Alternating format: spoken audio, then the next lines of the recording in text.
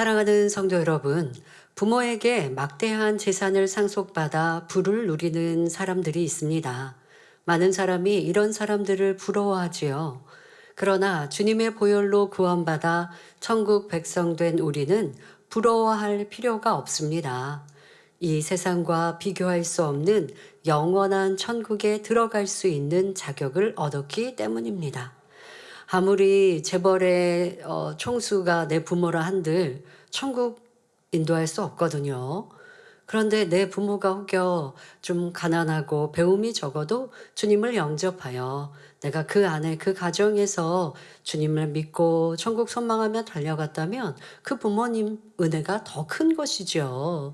여러분, 영원한 천국, 그것은 누구도 줄 수 없지만 또 아무리 구원받은 부모라 한들 자녀에게 구원의 증서는 줄 수 없습니다. 구원은 각자 하나님과 주님과 1대1의 관계이기 때문에 각자에게 있습니다만은, 그래도 이 세상에 내 가정이 혹여 많은 부를 누리지 못했다 할지라도 주님을 영접하여 함께 천국 가는 가족으로 천국 소망 속에 가고 있다면 그것만큼 행복과 큰 기쁨, 복은 없다는 것을 알아야 하겠습니다. 그런데 무엇보다 우리는 영의 아버지 하나님, 그 하나님으로 인하여 천국 갈 수 있는 자격을 누렸으니 그 복은 이 세상에 아무리 명예, 권세를 가진 부모를 가진 자녀보다 비할 수 없는 참된 복입니다. 또한 우리는 동시에 하나님의 자녀된 권세를 부여받았습니다. 세계 제1의 부모가 가진 부도 하나님께서 갖고 계신 부와는 비교가 안 됩니다. 모든 천지 만물은 우리의 아버지이신 하나님의 것입니다. 또 하나님은 이 육의 세계의 주인이실 뿐만 아니라 광활한 영의 세계의 주인이십니다. 여러분이 반드시 깨달으셔야 할 것은 이런 하나님께서 저와 여러분을 상속자로 지명하셨다는 것입니다. 그런데 인류의 시조인 아담과 하와의 범죄로 이 자격을 잃고 말았습니다. 하나님의 자녀에서 원수마귀의 종이 되었지요. 그러나 사랑의 하나님께서는 독생자 예수님을 희생시켜서 이런 우리를 원수마귀 사단에게서 되찾아 주셨습니다.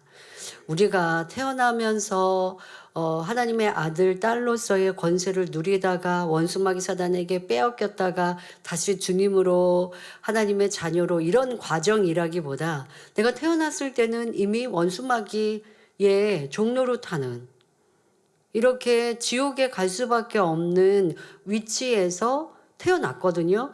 그러다가 이제 주님을 영접하여 하나님의 자녀되는 권세를 누리게 되는 것인데요. 그러나 원래 우리에게 하나님께서 사람을 만드실 때는 하나님의 자녀로서의 그 권세를 먼저 주셨습니다.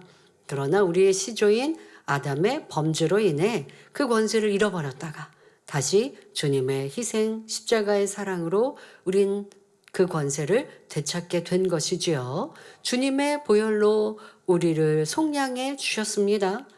주님의 그 보혈의 값으로 원수마귀 사단의 종노릇 하던 우리를 다시 되찾아 주셨습니다. 다시 하나님의 유업을 이을 상속자들로 삼아 주신 것입니다. 갈라디아서 4장 6절 7절에 너희가 아들인 고로 하나님이 그 아들의 영을 우리 마음 가운데 보내사 아바 아버지라 부르게 하셨느니라.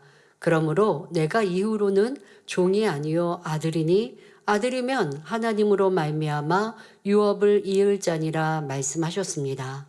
하나님의 유업은 무엇입니까? 바로 하나님의 나라, 영원한 천국이지요. 그런데 우리가 이 유업을 잇기 위해서는 먼저 후계자 수업을 받아야 합니다.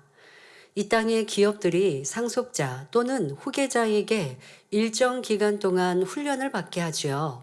일정 과업을 주고 그것을 수행하게 함으로써 경영 능력을 갖추게 합니다. 이런 것처럼 하나님께서는 우리에게 마음밭을 개간하는 경작하는 과업을 주셨습니다. 이 과업을 잘 수행하면 천국을 상속받아 천국에서 영원히 영광 중에 거하게 됩니다. 또 이 땅에서도 하나님의 자녀로서 세상을 지배하고 다스리며 살 수 있습니다. 이 세상의 유업은 누릴 수 있는 기회나 기한 또는 그 양이 한정적이지만 천국이라는 유업은 무한합니다. 일정 자격만 갖추면 누구나 받을 수 있지요. 또 우리를 도우시는 성령이 계시기 때문에 누구든지 밭을 개간해서 그 자격을 갖출 수가 있습니다. 그러므로 오늘 말씀을 들으실 때 더 큰 소망을 가지셔서 여러분의 마음밭을 옥토로 개간하시기 바랍니다. 바로 우리의 마음을 옥토로 개간하는 만큼 하나님의 아들, 딸로서 하나님의 자녀된 권세가 더 주어진다 생각하시면 됩니다. 내 마음이 진리의 마음으로 바뀌는 만큼 옥토는 바로 주님의 마음이거든요. 이 마음으로 내가 힘써 노력하여 마음밭을 개간하고 경작하는 만큼 바로 하나님의 자녀된 권세가 주어지는 것입니다. 또한 하늘의 영광이 달라지고요. 그러니 찬란한 영광이 있는 천국 새 예루살렘을 유업으로 받기 위해서도 열심히 힘써 마음밭을 개간하시길 바랍니다. 사랑하는 성도 여러분, 지난 시간에는 돌밭의 특성에 대해 말씀드렸습니다. 돌밭에 씨를 뿌리면 싹이 나기는 하지만 흙이 얇아서 뿌리 내리지 못하기 때문에 해가 돋으면 싹이 곧 말라버립니다. 이는 말씀을 들으면 깨닫고 은혜도 받지만 시험이나 환난, 핍박을 만나면 시험에 들어 넘어지는 마음입니다. 여기서 여러분들이 환난, 핍박을 우리가 어떤 어려움, 또 신앙을 지키는 데서 오는 어려움이라고만 생각하시면 안 됩니다. 우리는 종교의 자유 속에 살아가고 있기 때문에 그런 종교적인 핍박이라기보다 여러분들이 이 환난과 핍박을 대입하실 때 내가 세상을 살아가면서 진리를 지키고 하나님의 말씀대로 살아가는 데에서 오는 많은 또 어려움, 또 우리가 이 진리를 지켜가는 것 자체가 어렵게 느껴지는 적은 믿음일 때가 있거든요. 하나님 말씀대로 사는 건 분명 행복한 길이고 복된 길입니다. 그런데 믿음이 내가 적고 또 마음밭에 돌이 많고 또 다음 시간에 말씀을 드리는 이런 가시떨기 비진리의 마음들이 많은 만큼 하나님의 말씀대로 사는 게 어렵게 느껴지는 거죠. 그렇게 여러분들이 말씀을 듣고 은혜는 받았는데 실질적으로 내 삶 속에 그 말씀을 지켜 해나가려고 할 때 다가오는 어떤 어려움과 불편함과 힘듦, 그로 인하여서 시험이 들거나 말씀대로 살지 않아서 받은 은혜를 금방 이내 잊어버리는 경우, 이것이 바로 돌짝밭의 특징이지요. 영적인 믿음이 아닌 지식적인 믿음을 가진 상태이기 때문에 말씀대로 행하는 행함이 따르지 않는 것입니다. 돌은 세상을 사랑하는 마음을 의미하며 넓은 의미로는 하나님을 믿지 못하게 하고 사랑하지 못하게 하는 비진리라 했습니다. 특히 돌처럼 단단하게 자리 잡고 있어서 말씀이 뿌리를 내리지 못하게 방해하는 비진리들을 가리킵니다. 그러니 내 마음에 있는 돌은 어떤 비진리의 속성인가 찾아내어 깨트리고 덜어내야 합니다. 여러분, 우리가 성찬식을 거행할 때마다 인자의 살과 피를 먹는 방법을 꼭 말씀을 드리죠. 이 말씀은 1년 중에도 3번이나 듣기 때문에 다음 연도에는 안 해도 될 것 같은데 꼭 말씀을 드립니다. 왜요? 예수님께서 성찬식을 거행하라 라고 말씀하신 이유처럼 바로 우리 인생들이 쉽게 은혜도 말씀도 잊어버리기 때문에 꼭 시기에 따라 성찬식을 거행함으로 그 십자가의 공로와 사랑을 기억하고 다시 새로운 마음으로 전진하기를 바라시는 주님의 뜻이지요. 그 성찬식을 거행하면서 우리가 먹고 마시는 떡과 포도주의 영적인 의미 또한 여러분들이 머리로만 듣고 이해하고 아는 것과 그것이 마음에 심겨지는 것이 다르고, 또 특히 인자의 살이라고 하는 것, 피라고 하는 것의 영적인 의미는 하나님의 말씀이 내 안에 거하는 것이라 라고 말씀을 드리고 있습니다. 이렇게 하나님의 말씀, 진리가 내 안에 거하는 것, 이것이 다시 말해 옥토밭이 되는 거거든요. 자, 그러려면 돌을 덜어내라. 이제 뒤에 이 돌짝밭을 개간하는 방법을 말씀드립니다마는 바로 행함이 있어야 되는 것이고 그 행함이 있어야 지식적인 믿음이 영적인 믿음으로 바뀌는 거예요. 행하지 않으면 아무리 말씀을 많이 듣고 이해하고 알아도 지식, 머리에만 남아 있는 거예요. 마음 안에 내려오지 않고 내 마음 안에 일궈지지 않는 거예요. 그것이 바로 돌짝밭의 특징이라 하는 것이지요. 여러분들이 이러한 내 안에 어떻게 내 유익을 구하고 세상을 사랑하는 이런 돌들이 어떻게 자리 잡아서 세상을 사랑하기 때문에 내 유익을 구하기 때문에 하나님의 말씀을 지켜 행하는 것이 힘들고 어려운 것. 하나님의 말씀은 결코 우리를 어렵게 하고자 주신 말씀 아닙니다. 우리를 복되게, 우리를 영화롭게 하시고자 주시는 말씀이고 그 말씀을 지켜 행하는 것은 결코 힘든 것이 아닌데 힘들다고 하는 게 뭐라고요? 자기를 사랑하는, 세상을 사랑하는 이 돌들이 내 안에 많이 있기 때문이에요. 그런데 이 돌의 특징이 사람마다 달라요. 그냥 크게는 세상을 사랑하는 마음입니다. 자기를 사랑하는 마음입니다. 라고 설명했지만 세상을 사랑하는 특징들이 다 각기 다르기 때문에 내 안에는 어떠한 돌의 형태가, 어떠한 비질리의 형태가 크게 단단하게 자리 잡고 있는지를 알아서 그것을 깨트려가는 것 굉장히 중요합니다. 또한 같은 돌밭이라도 이 비질리의 돌들이 얼마나 크냐에 따라 또는 얼마나 깊이 박혀 있느냐에 따라 마음밭이 조금씩 차이가 난다 말씀드렸습니다. 예를 들어 은혜를 체험하고도 하나님을 떠나 다시 세상으로 향하는 사람들이 있습니다. 또 교회에 다니기는 하는데 마음밭을 개간하지 않는 성도들도 있지요. 부분적으로나마 돌밭이어서 어떤 분야는 열매를 맺는데 어떤 분야는 전혀 열매가 안 맺히는 성도도 있고요. 더더욱 일부 열매를 맺다 보면 마음에 있는 돌무더기를 무시하고 개간에 소홀히 하는 경우도 있습니다. 그러면 성결, 영의 마음과는 거리가 멀며 충만함과 받은 은혜를 유지하는 것 또한 쉽지 않습니다. 그러니 멈추지 말고 마음의 돌을 찾아서 개간해야 합니다. 여러분, 성령의 충만함과 성령의 교통함을 받아도 우리가 빨리 마음밭을 개간할 수 있습니다. 자, 그런데 이렇게 성령의 충만함 속에서 여러분들이 마음밭을 개간해 가다가, 그러니까 성령의 충만함이 임하지 않으면 마음밭 개간 못 하거든요. 성령의 충만함 속에 개간해 가다가 어느 순간에 또 개간을 멈춘단 말이에요. 개간을 멈춰버리는 여러 가지 이유, 여러분들의 성격과 또 신앙에 지나왔던 시간 속에 왜 내가 개간을 멈췄나 이 이유도 찾으셔야 돼요.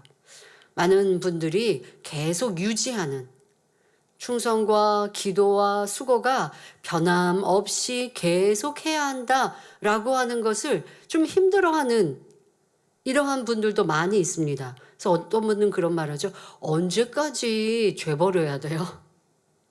언제까지 이렇게 회개하는 기도해야 돼요? 언제까지 이렇게 신앙에 대해 수고해야 돼요? 언제까지 해야 할까요? 주님 만나는 그때까지예요. 그럼 언제 쉬는데요? 언제 쉬지요? 천국 가면 영원히 쉬어요. 근데 이 땅에서 여러분들 우리가 주 안에서 쉼이 분명히 있거든요.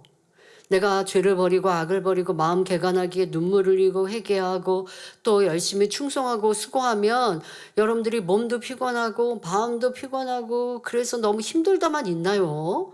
아버지 하나님이 주시는 평안함도 내 마음에 있고 또 여러분들이 사실 좀 생각해 보세요. 365일 하루에 24시간 온종일 자는 시간 그러면 빼고 남은 시간 온종일 주를 위해 사는 거 아니잖아요. 저는요, 그런 건 아니지만 직장 생활하고 그리고 퇴근하면 주를 위해 사는데요. 또 이렇게 말할 수 없잖아요. 퇴근하고 철야 전에 맛난 음식도 먹을 거고 필요에 따라서 여러분 사람도 만나고 그리고 또 바삐 단열철에 와서 단열철 2시간 기도하고 또 집에 가면 휴대폰으로 말씀 보시죠. 또 토요일 주말 되면 회사 안 가시면 여러분들이 함께 봉사하고 충성만 하시죠. 그렇지 않잖아요. 이 땅에도 우리가 서로 가족과도 사랑하는 사람들과도 만나 대화도 하고 맛난 음식도 먹고 쉼도 갖는 시간도 얼마나 많고 주를 위해 사는 시간이 도리어 계산해 보면 내가 개인적으로 그냥 쉬고 먹고 마시며 살아가는 시간보다 주를 위해 사는 시간이 많지 않다 생각할 수 있습니다. 그런데 내가 주를 위해 드리는 시간, 또 마음을 할례하고 마음밭을 개간하는 데에 온 마음과 뜻과 정성을 다하는 것을 계속 하지 못하고 하다가 힘들고 지치고 이거 언제까지 해야 되는데요. 그러신 분들, 우리가 이 땅의 삶은 잠시요. 이 땅에 내게 주어진 날, 예를 들어 내가 온영을 이루었다고 이제 쉬자, 늙자, 놀자 하겠습니까? 온영을 이루었으니 더 주를 위해 충성해서 주를 만나는 그 시간까지 많은 상급 쌓는 것 얼마나 복됩니까? 이 땅에 내게 주어진 시간, 내 생명, 내 물질과 정성과 모든 에너지 주를 위해 살면 영원한 천국에서 다 갚아주시는데, 그런데 왜 이 성령 충만함을 잃어버리고 마음밭 개간하는 것을 멈추고 쉬어버리는지, 멈추고 쉬면 내가 개간했던 그만큼 해서 딱 스탑이 아니라 개간했는데 멈추면 그 다음에 어디서부터 자꾸 쓰레기가 날라 들어오고 또 다른 데 있는 돌이 오고, 다음 시간에 말씀드린 대로 개간하지 않은 밭 자체에서 잡초가 자라나거든요. 그리고 어딘가에서 이 가시떨기가 또 넘어오기도 하고. 자, 그러니 멈추면 안 됩니다. 쉬자 하는데 이것이 바로 사단의 역사이요. 우리는 쉼 없이 영원한 천국 하늘의 상을 향해 달려가야 합니다. 자, 그렇다면 돌밭은 어떻게 개간해야 할까요? 구체적인 몇 가지 방법을 말씀드립니다. 첫째로, 말씀대로 열심히 행해야 합니다. 돌밭의 특징에 행함이 부족한 건 말씀드렸지 않습니까? 은혜는 받았는데, 감동은 받았는데, 그래서 순간 그렇게 나도 살아야지 했는데 돌아가면, 교회 밖을 나가면 이게 행함으로 연결되지 않는 것, 이게 돌짝박자의 특징이란 말이에요. 그래서 돌짝을 빼내버리려면 행함이 우선 되어야 합니다. 하라, 지키라, 하지 말라, 버리라 하신 말씀을 열심히 행해야 하죠.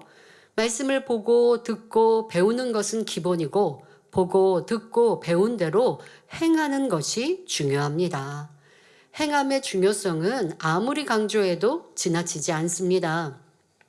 특별히 하라, 지키라, 하지 말라, 버리라, 이 네 가지 항목 중에서 하지 말라, 버리라 하신 말씀대로 행하는 것이 마음밭을 개간하는 작업에 해당합니다.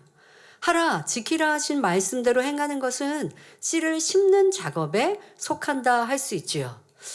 그러면 이 말씀을 들으시면서 나는 아직 마음밭 개간을 마치지 못했으니까 심는 작업은 하지 말아야 하나? 라고 의문을 갖는 분들이 계십니까? 심는 작업도 해야 합니다. 하라, 지키라, 이게 심는 작업 쪽에 더 들어간다고요.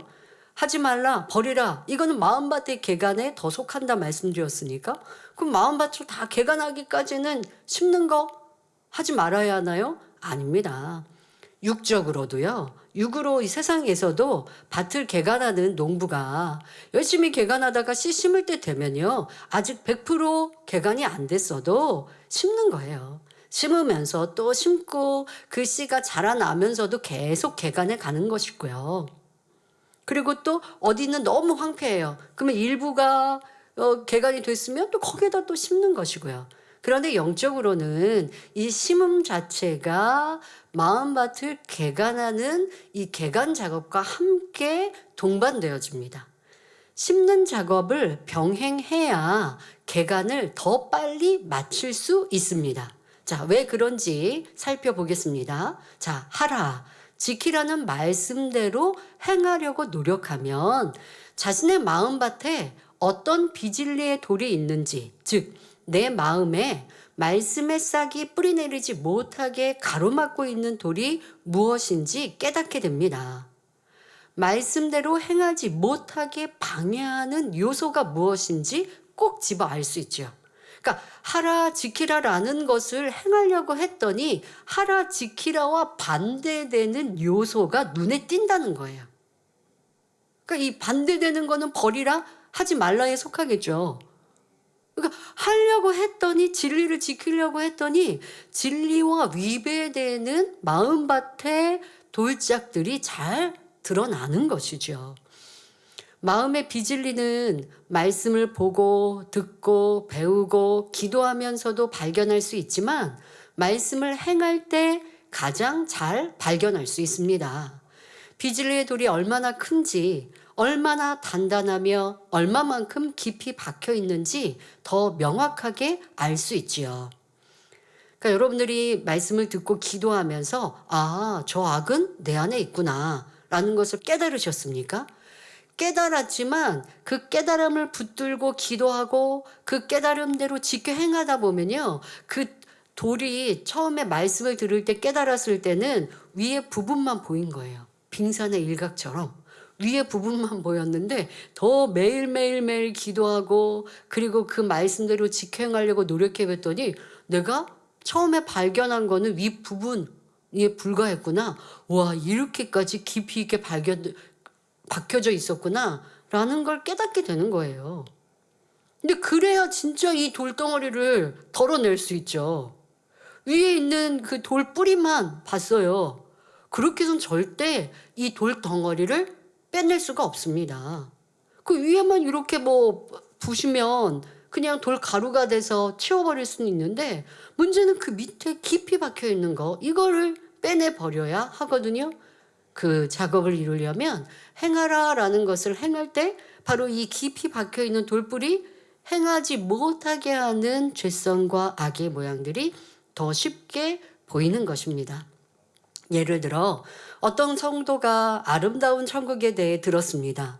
더 아름다운 천국을 침노하려면 사명을 맡아 감당하면서 영혼 구원에 힘써야 한다고 배웠지요.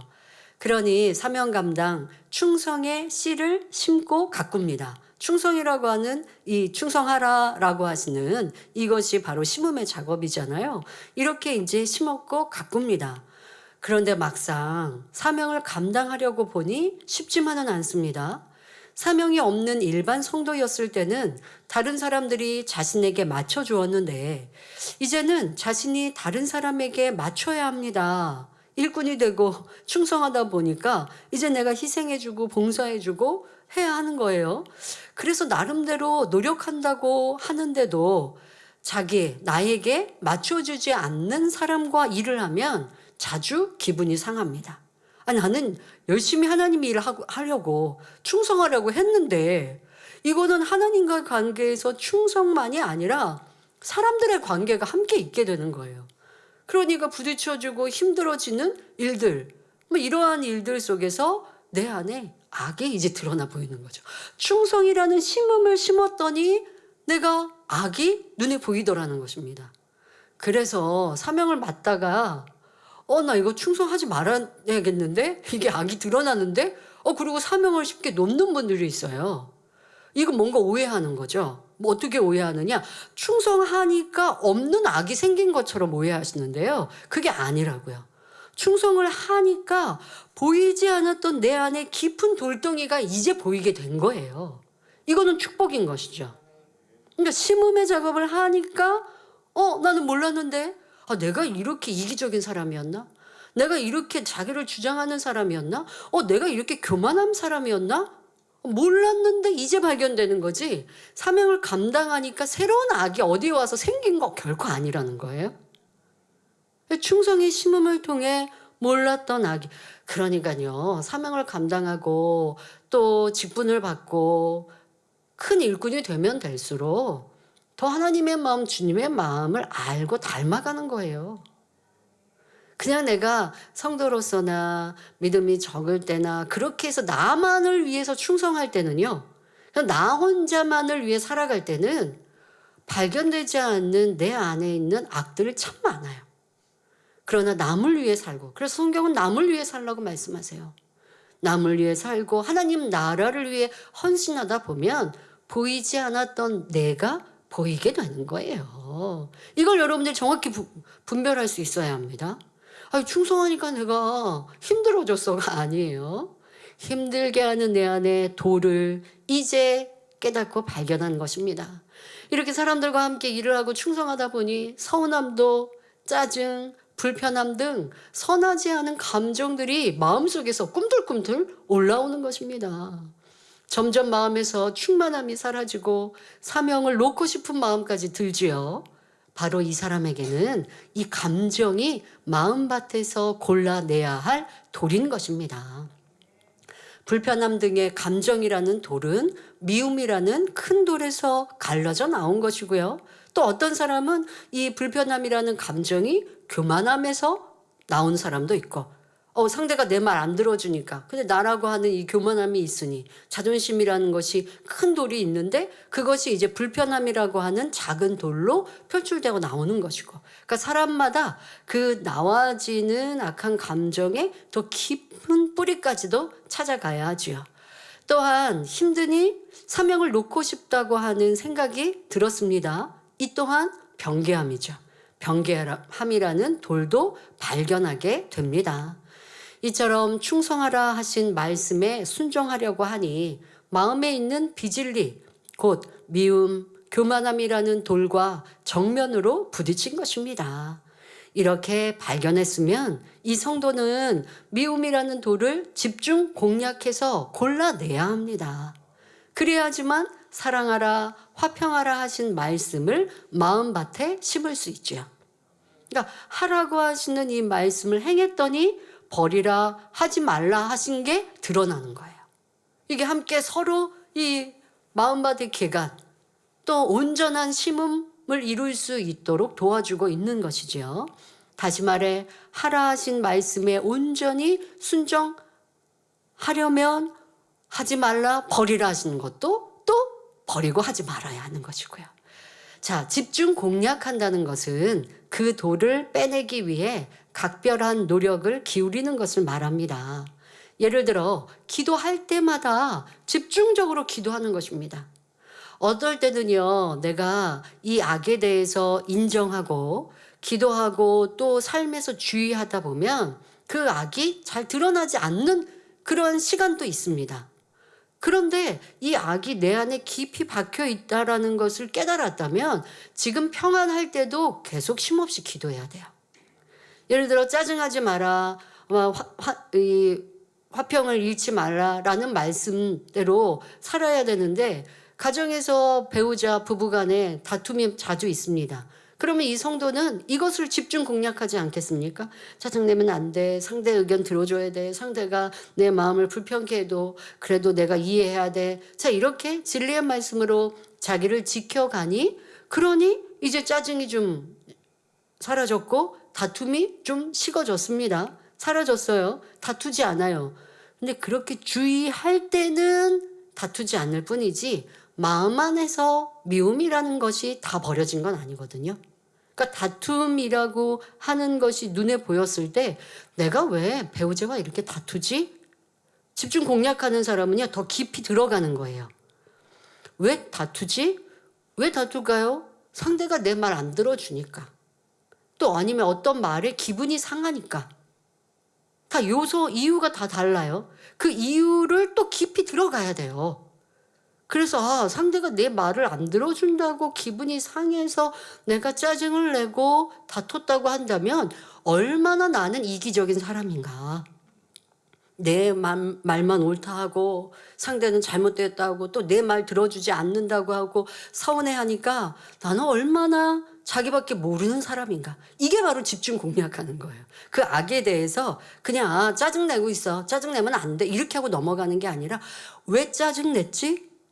하나님은 짜증내지 말라 하셨는데 왜 짜증내고 있지? 그 이유도 찾고 짜증났던 이유가 분명히 있단 말이에요.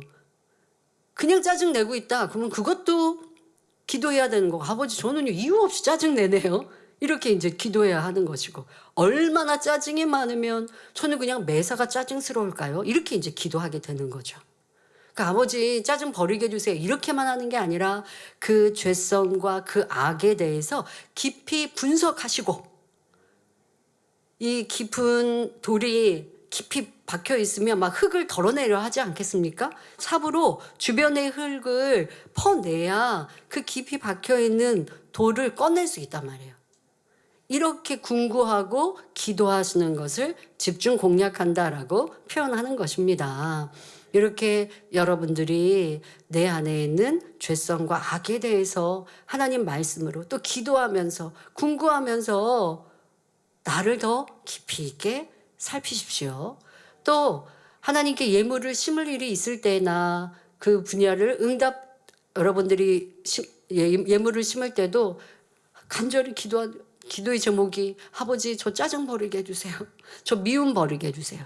이거 지금 내가 버려야 하니까 이렇게 여러분들이 사모하면서 버리기 위해 하나님 말씀을 지켜 행하기 위해 수고하는 것, 이것을 그 악의 모양에 대해 집중 공략해라 라고 하는 표현입니다. 또 여러분들이 지금 말씀드린 예에서 자기를 발견하고 버리려면, 행하려면 힘들다고 사명을 놓아버리려고 하는 마음. 자, 이러한 것들, 이러한 자기의 마음을 찾아내어야 했고, 그리고 이러한 마음들을 붙들고 기도하면서 경계하는 내 모습. 이런 것들을 이제는 힘들어도 아니야, 열심히 감당해야 돼 라고 하면서 아버지의 기뻐하시는 일꾼으로 여러분들이 바꿔가는 것. 그러면 결국 하나님이 원하시는 온유한 일꾼으로 변화되는 것입니다. 여러분, 우리가 원하는 성결은 그냥 하루아침에 뚝딱 되는 거 아닙니다. 죄 하나만 하더라도 깊이 공략하고 궁구하고 매일매일 눈물로 기도하고 지금 말씀드린 것처럼 어떤 특별한 은혜의 시간에 간절히 기도 제목 삼고 기도로 쌓아놓고 그런 마음으로 내가 또 아버지 앞에 예물도 드리고 작정하여 기도하고 그럴 때 큰 뿌리가, 죄의 뿌리가 이 돌 무더기가 쑥 빠지고 나면 이곳 알턴니가 빠진 것처럼 시원해지면서 많은 것의 응답과 복을 받게 되거든요. 그렇게 해서 하나 있으면 그 다음에 또 다른 것. 이렇게 해 가야 하는데 여러분들이 얼마나 하나님의 말씀을 지켜 행하기를 이렇게 수고하고 있는지, 그래서 내가 돌짝밭을 개간하고 있는지, 했는데 안 된 게 아니에요. 너무 대충 하고 있는 거죠. 앞서 말씀드린 것처럼 이 돌 무더기가, 돌산이 내 마음에 깊이 박혀 있는데 위에만 보고 내가 이거 버려야지 쉽게 여겼는데 그거 버린 줄 알고 이 돌의 뿌리를 깨서 버렸는데 그런데 나중에 시간이 지나고 보니까 또 나오는 거예요. 이게 뭐지? 이러신단 말이에요. 돌 무더기가, 돌산이 그 밑에 깊이 박혀 있는 것, 이것을 찾아내어야 합니다. 자, 이런 과정에서 자연히 서운함, 혈기, 불편함 같은 비진리의 돌들을 골라낼 수 있습니다. 심는 작업을 함으로써 돌을 발견했고 그것을 돌을 깨부수고 했더니 이제 버려졌고 더 나아가 미움이라는 큰 돌 뿌리까지도 찾아내 버릴 수 있는 것이죠. 또 다른 예를 들어보겠습니다. 어떤 성도가 심고 거두는 법칙 말씀에 큰 은혜를 받았습니다. 특히 기도, 충성, 물질 등을 많이 심으면 많이 거둔다는 말씀에 큰 도전을 받았지요. 마음이 불같이 뜨거워지니 이제부터는 이렇게 더 기도해야겠다, 예물은 이만큼 드려야겠다 하고 작정합니다. 그런데 그만 중간에 변개해서 하나님 앞에 서운한 것을 깨뜨리고 말았습니다. 이 사람의 마음밭에는 간사함이라는 돌이 있는 것입니다. 이 간사함은 자기 유익을 구하는 마음, 곧 욕심과 진실하지 못한 마음에서 나옵니다. 그러므로 이 사람은 마음에서 간사함이라는 돌을 빼내야 합니다. 더 근본적으로는 욕심, 거짓이라는 바위를 드러내야 하지요. 물론 서원이나 작정은 지키지 못할 바에야 하지 않는 것이 더 낫지만 서원하고 지킨다면 축복입니다. 또 시편 15편 4절 후반절에 그 마음에 서원한 것은 해로울지라도 변치 아니하며 한 대로 해로울지라도 서원은 반드시 지켜야 하는 것입니다. 그러므로 처음부터 욕심부리지 말고 할 수 있는 것부터 작정해서 지키고 점점 분량을 늘려 나가는 것이 현명하지요. 그러다 보면 결국 변개하지 않는 정한 마음을 이룰 수 있습니다. 그럴 때 말씀의 싹이 뿌리를 쭉쭉 뻗어 나갑니다. 싹이 무럭무럭 자라서 열매도 신속하게 맺지요. 이렇게 진리를 행하면 자기 안에 악도 발견되고 힘써 행하면 마음밭의 돌도 신속히 제거할 수 있는 것입니다. 마음밭을 개간하고 돌짝을 개간하고 해야 하니까 버리라 하지 말라만 찾아서 그것만 행하라는 게 아니라 지키라 하라라고 하시는 것도 지켜 행해 나가고 또 그 말씀대로 힘써 이뤄 나가면 버려야 할 것, 악의 모양들, 돌짝들이 더 눈에 띄게 되고 그래서 행할 것을 힘써 행했더니 이 돌 무더기가 깨어지고 부스러지고 그래서 나중에는 쉽게 골라낼 수 있게 되는 것이죠. 변개하지 말라. 이거는 변개하지 않게 해주세요만 기도해서만이 아니라 약속을 지키는 행함을 지켜가면 변개하지 않는 사람이 되는 거잖아요. 자, 이렇게 행함을 통해 돌짝밭을 개간할 수 있습니다. 성도 여러분, 돌밭을 개간하려면 둘째로 간절히 기도해야 합니다. 말씀을 행하면서 자기 마음밭에 있는 돌을 발견하면 그것을 붙들고 간절히 기도해야 하죠. 밭에 비가 내리면 흙이 촉촉하게 젖으면서 부드러워집니다. 돌을 골라내기 좋은 상태가 되지요. 이런 것처럼 기도하면 성령의 충만함을 입어서 마음이 부드러워집니다. 에스겔 36장 26절에 또 새 영을 너희 속에 두고 새 마음을 너희에게 주되 너희 육신에서 굳은 마음을 제하고 부드러운 마음을 줄 것이며 말씀한 대로입니다. 여기서 새 영은 성령을 가리킵니다. 이렇게 기도해서 성령 충만을 입으면 그 순간을 놓치지 말고 비진리의 돌들을 주워내어야 합니다. 여러분, 은혜의 자리에서 은혜만 받고 야, 나 천국 소망으로 충만해, 이제 빨리 변화될 것 같아, 이렇게 끝나시면 안 되고요. 그 은혜를 받았으니, 성령 충만함을 받았으니 첫 번째 덕목 바로 힘써 행할 것, 버릴 것 버리고 하지 말라는 거 하지 않고 지키라 행하라 하신 걸 더 힘써 행할 수 있는 능력과 힘이 이미 주어져 있어요. 근데 그거 안 하고 있으면 되겠습니까? 그러니까 성령 충만함 받기 위해 기도하고 성령 충만함을 받은 상태에서 여러분들이 힘써 행하시면 됩니다. 행하려고 해도 잘 안 되었던 분야들을 은혜를 받는 즉시 행하면 됩니다.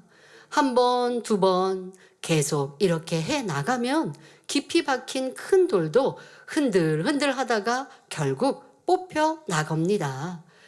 돌밭은 길과 밭과 달리 은혜도 받고 성령의 충만함도 있기 때문에 이런 작업이 가능하지요. 마음의 비진리는 자신의 힘만으로는 결코 버릴 수 없습니다. 자신의 의지로 노력하는 것도 중요하지만 하나님께서 주시는 은혜와 능력, 성령의 충만함이 덧입혀져야 버릴 수 있지요. 비진리 중에서도 돌처럼 단단하게 자리 잡고 있는 것들은 더 그렇습니다. 또한 하나님께서 특별히 은혜를 부어주시는 때가 있습니다. 치유 집회나 학예 수련회 등 사모하고 준비하기만 하면 어느 때보다 더 물 붓듯 부어주시는 은혜의 시간이지요. 세상 의학으로도 치료할 수 없는 중한 병이 치료되고 큰 문제가 해결되는데 변화의 능력은 어찌 임하지 않겠습니까? 하나님께서 특별한 은혜와 능력을 입혀주시니 자신의 의지로는 도저히 버릴 수 없었던 죄악도 빨리 버릴 수 있습니다. 마치 단단한 바위가 깨어지듯이 깊이 박힌 돌이 쑥 뽑혀 버려지는 것입니다. 오랜 미움이 스르르 녹아버려서 도저히 용서할 수 없었던 사람을 용서하게 되며 세상 오락에 빠져 마음을 지키지 못한 사람이 이제 흥미가 사라져 기도하고 말씀 듣는 성도로 변화되지요. 이처럼 하나님의 은혜가 임하면 아주 거친 돌밭도 개간해서 옥토로 바꿀 수 있습니다. 우리 재단은 개척 후 지금까지 기도의 불이 꺼지지 않았습니다. 그랬기에 늘 성령이 운행하시지요. 여러분이 마음 먹고 기도하면 언제든지 성령의 충만함을 덧입을 수 있습니다. 또 감사한 것은 늘 다니엘 철회가 있어서 혼자 기도할 때보다 기도의 능력을 받기가 더 쉽습니다. 성도 여러분, 기도는 누구나 할 수 있습니다. 능력자가 되어야만, 온전히 성결되어야만 할 수 있는 것이 결코 아닙니다. 하나님께서는 오히려 자녀들이 부족한 것이 많을수록, 필요한 것이 많을수록 아버지 하나님께 구하기를 원하십니다. 시편 103편 14절에 이는 저가 우리의 체질을 아시며 우리가 진토임을 기억하심이로다 한 대로 아버지께서는 우리가 마음밭에서 무엇을 버려야 하는지 알고 계십니다. 무엇을 버리기 원하는지도 다 아시지요. 또 스가랴 10장 1절에 보면 봄비 때에 여호와 곧 번개를 내는 여호와께 비를 구하라. 무리에게 소낙비를 내려서 밭의 채소를 각 사람에게 주리라 말씀하십니다. 이처럼 하나님께서는 늘 우리가 구하는 것 이상으로 주기 원하십니다. 이런 하나님께 은혜를 구하면 소낙비같이 풍성한 은혜를 주십니다. 이처럼 좋으신 하나님께 마음의 돌을 버릴 수 있도록 은혜를 주시라고 기도하는 여러분이 다 되시기 바랍니다. 마음밭을 개간하려면 셋째로 성령 충만함을 잘 유지해야 합니다. 비가 온 후 땅이 부드러워졌을 때 돌을 골라내야 쉽게 골라낼 수 있다 했지요. 그런데 땅이 다시 굳어버리면 돌을 빼내기 어렵습니다. 금식하고 기도하면서 열심히 마음을 개간하다가 중간에 세상을 바라봄으로 개간을 멈춰버리는 경우가 있습니다. 그러면 예전의 열심을 회복하기가 어렵지요. 즉, 땅이 젖었다가 마르면 돌이 전보다 더 단단하게 박힐 수도 있기 때문에 밭을 부드러운 상태로 유지하는 것이 중요합니다. 이렇게 부드러운 상태로 유지하려면 성령의 충만함을 잃지 않아야 합니다. 간혹 성령의 충만함을 잃고 개간 작업을 중단하는 경우가 있지요. 중간에 멈추면 작업이 더 어려워질 수 있습니다. 예를 들어 개간 작업을 멈춘 상태에서는 수많은 진리의 말씀을 듣고 기사와 표적을 보아도 마음에 별 감각이 없습니다. 아예 초신자, 처음 이런 말씀과 권능을 본 사람은 신기하기도 하고 모든 것이 은혜로 느껴지거든요. 그런데 은혜를 충만히 받았어요. 체험도 했어요. 그러다가 다시 그 은혜를 잊어버리고 성령 충만함을 잃어버렸어요. 그 성령 충만함이 그냥 잠깐 잃었다가 바로 회복한다면 상관이 없는데 짐짓 그렇게 마음 개간도 안 하고 짐짓 죄 짓고 꼭 사망에 이르는 죄는 아니라 한다 할지라도 기도도 쉬고 죄악 가운데 알면서도 죄악 가운데 그냥 너무나 그냥 쉽게 세상 사람처럼 살아갑니다. 그리고 나면 이거는 촉촉히 비를 머금었던 그 밭이 이제 점점점 단단해지죠. 점점점 단단해진 그 마음에는 이제 말씀을 들어도 초신자가 은혜는 받는데 왜 나는 은혜가 없을까? 왜 기사와 표적을 보아도 왜 감흥이 없을까? 이거 굉장히 큰 문제입니다, 여러분. 철저히 마음을 찢고 아버지 앞에 은혜를 구해야 돼요. 구원의 길에서 점점점 멀어지고 있는, 왜요? 권능은 누군가의 치료이기 때문에 저 사람만 행복할 게 아니라 하나님이 살아계신 증거거든요. 누군가 하나님을 만났다면 함께 기뻐해야 되고 그 하나님이 내 하나님이 되어야 하는데 누군가의 간증이 내 믿음이 되어야 하는데 아무리 들어도 나에게는 은혜가 없어. 그렇다고 의심하는 것도 아니고 저거 거짓말하는 거야 하는 거 아니에요. 믿는다고 머리로는 그렇구나. 저 사람 치료받았네. 해요. 그런데 내 마음에 무언가 은혜가 없어요. 감동이 없어요. 내 문제가 있을 때 나도 그렇게 치료받아야지 하는 믿음도 오지 않고 사모함도 없어요. 여러분, 이렇게 무감각해진 건 너무나 큰 문제입니다. 게하시와 같이 게하시는 하나님의 사람 엘리사와 함께하며 하나님의 크고 놀라운 권능을 보았어요. 그런데 선지자를 속이지 않습니까? 그럴 때 그는 그 몸에 문둥병, 그 저주의 말로 문둥병이 듭니다. 이 게하시가 하나님의 권능 못 받습니까? 내가 모시는 엘리사를 통해 나타난 크고 놀라운 권능을 많이 보았고 지금도 당장 이 문둥병으로 고생했던 이가 치료받는 것을 보았는데도 이 세상 욕심이라고 하는 큰 돌, 바위와 같은 것이 그 마음에 있으니 쉽게 하나님의 사람 앞에 거짓을 말하고 있지요. 아무리 영적인 말씀을 들어도 아유 저거 전에 들었던 말씀인데 다 아는 말씀인데 하고 흘려버립니다. 아무리 놀라운 기사와 표적을 보아도 전에도 보았던 것인데 들었던 것인데 하고 감동받지 못합니다. 마음밭이 점점 더 단단하게 굳어진 것이지요. 이렇게 마음이 굳어지면 나중에는 은혜 받기가 더 어려워집니다. 오히려 진리를 자기 아까운데 받아들여서 그 말씀으로 다른 사람을 판단하기도 하지요. 그러면 성령의 충만함을 유지하려면 어떻게 해야 할까요? 은혜 받은 말씀이나 성령이 충만할 때 주관해 주시는 것들에 열심히 순종해 나가야 합니다. 그래서 성령 충만함에 대해서 말씀드릴 때 성령이 기뻐하시는 걸 우리가 행하자라는 말씀 드렸는데요. 성령이 기뻐하시는 걸 성령께서 내 안에 주관하고 계세요. 그걸 순종해 가면 돼요. 그런데 여러분, 성령께서 주관하시고 성령이 기뻐하시는 것은요, 결코 어려운 것이 아닙니다. 대단한 것을 내게 주관하시고 대단한 것을 해야 기뻐하시고, 여러분 그건 오해입니다. 그렇지 않습니다. 하나님께서는 각 사람의 분량 안에서 우리가 행할 바를 주관해 주십니다. 할 수 없는 일을 주관하시지는 않지요. 물론 자신의 분량 이상의 것을 주관하시는 경우도 있습니다. 이는 특별한 경우로서 큰 축복을 주시기 위해 주시는 주관입니다. 그런데 보통은 매일매일 말씀을 묵상하고 기도하는 것, 선한 일을 행하는 것, 은혜로운 말을 하는 것 등 능히 할 수 있는 것들을 주관해 주십니다.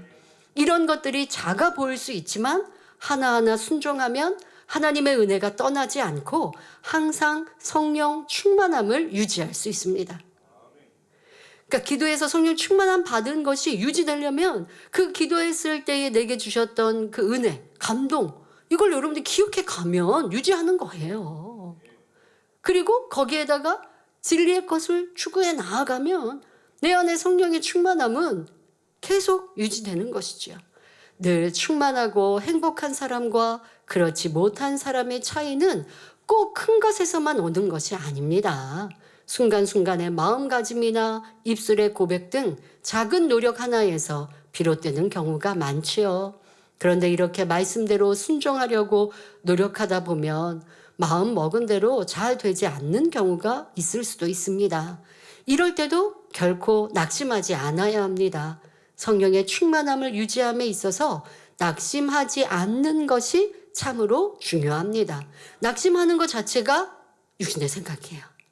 낙심하지 않을 때 그것이 믿음이요, 성령님 하나님을 의지하는 것이거든요. 혹여 중간에 잠시 주춤할 경우 낙심하지 말고 다시 힘을 내서 가야 합니다. 행하지 못했어요. 지금 행하면 돼요. 그러나 내일로 미루지는 마시고 지금부터 다시 하면 돼요. 하나님의 능력으로는 반드시 개간할 수 있다고 믿고 포기하지 않으면 그 믿음대로 되는 것입니다. 결국 옥토가 되는 것입니다. 사랑하는 모든 성도님들은 내 안에 돌짝밭인가? 아니면 돌이 내 안에 무엇으로 자리 잡고 있는가? 오늘 말씀을 통해서 꼭 기억하시고 마음밭을 힘써 개간하셔서 아름다운 옥토밭으로 신속히 이루시길 기원합니다. 할렐루야. 전능하신 사랑의 아버지 하나님, 이 시간 기도받는 모든 성도님들을 위해 안수하여 주옵소서. 전국 전 세계 하나님의 자녀들 위해 시공간을 초월하여 역사하여 주시옵소서. 믿어지는 믿음을 주시고 부정적인 생각과 의심의 세력을 물리쳐 주옵시며 모든 시험 환난도 물리쳐 주옵소서. 머리부터 발끝까지 오장육부, 뼈, 마디마디, 온몸의 신경, 조직, 세포 등 성령의 불로 태우시고 근본의 빛으로 역사하여 주옵소서. 예수 그리스도의 이름으로 명하노니 원수마귀 사단아 모든 질병균 연약함아 물러가라.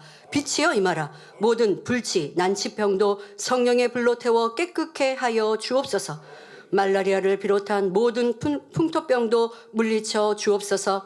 감기, 기침, 열, 몸살, 독감 등 각종 유행성 질병도 다 물러가라.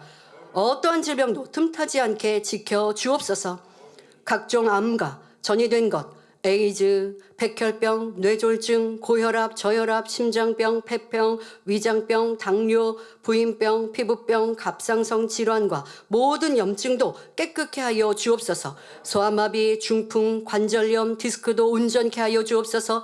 요통, 두통, 신경통을 비롯한 모든 통증은 사라질지어다. 간질, 자폐증, 우울증, 조울증, 공황장애, 노이로제, 치매 등 모든 정신질환도 물러갈지어다. 모든 마비된 것도 풀어지고 일어나 걷고 뛸지어다. 눈도 잘 보이게 하옵시고 귀도 잘 들리게 하여 주옵소서. 소경은 눈을 뜨고 귀머거리는 들으며 벙어리는 말할지어다. 각종 사고 후유증도 깨끗게 하여 주옵시고 부러진 뼈도 붙여 주옵소서. 화상 입은 것도 온전케 하시고 화기야 물러가라. 열도 물러가라. 아버지 하나님 흉터나지 않게 역사하여 주옵소서. 마약을 비롯하여 각종 약물과 독극물, 중독도 깨끗함을 입을지어다. 죽은 신경과 세포가 살아나며 죽은 자도 살아나게 하여 주옵소서. 잉태의 축복도 주옵소서. 예수 그리스도의 이름으로 명하노니 원수마귀 사단아, 하늘 공중 권세 잡은 악의 영들아 물러가라. 그의 사자들도 물러갈지어다. 이 땅의 악한 영, 더러운 영, 거짓되고 간사한 영, 이간질하고 미혹하는 모든 어둠들은 물러갈지어다. 모든 흉악의 결박을 풀고 어둠아 물러가라. 빛이여 임하라. 아버지 하나님 부르짖어 기도할 수 있는 능력을 주시고 죄를 버리고 성결될 수 있는 능력 주옵소서. 영원히 잘됨같이 범사에 잘되게 하시고 가정의 복음화도 이루어 주시기를 원합니다. 한 주간도 모든 사고와 재앙으로부터 지켜주시고 불통이 없는 형통한 삶을 살 수 있도록 축복해 주옵소서. 성령의 불담으로 천군 천사와 주님의 불꽃 같은 눈동자로 모든 하나님의 자녀들과 가정 일터 사업터를 지켜주시기를 원합니다. 학생들에게 지혜와 명철을 더하시고 공부할 수 있는 뜨거운 마음과 열정도 더하여 주옵소서. 마음과 생각을 세상에 빼앗기지 않도록 지키시고 하나님을 뜨겁게 사랑하는 학생들로 축복하여 주옵소서. 하나님의 자녀들이 먹으나 마시나 입으나 무엇을 하든지 하나님 앞에 영광 돌리는 삶이 되게 축복하여 주옵소서. 나는 하나님을 만나노라, 체험했노라, 응답받아노라, 축복받아노라 간증하는 입술이 되게 역사하여 주옵소서. 아버지 하나님 감사합니다. 홀로 영광 받으옵소서. 우리 주 예수 그리스도의 이름으로 기도하옵나이다. 아멘.